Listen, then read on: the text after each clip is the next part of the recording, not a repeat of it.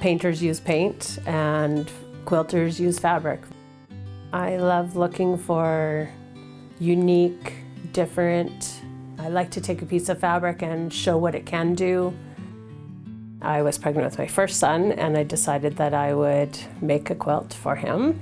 I started just using scraps. I knew nothing about quilting and I made him a quilt, and then it started from there. So in 2012 I started making a blog to document and journal my quilts and our farming life. And then next thing I knew, people were starting to follow my blog and were interested in my quilts and my farming life. Most people look at a quilt and think they either like it or don't like it on a visual aspect, but after they actually take the time to find out why that maker made that quilt, the reason they picked the colors or the style or the pattern, it's usually because it's for someone specific, or you just love those colors, or you just love that pattern, and that's the second story behind it.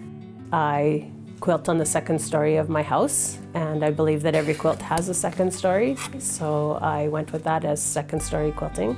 I just started bringing in some battings and backings, and we only went with the best batting and the best backings, because why would you do all that work and just put something second rate on a quilt? I sell some of my quilts. I've sold stuff to France and all over in the States. I import batiks from Bali. We have Quilter's Dream batting, P&B, and West Trade fabrics. It's been great to be able to base my business on something I love. It's never work. As my blog says, I am a quilter with a great view. And I have a great view of life. I have a great view out my window. It's a great view.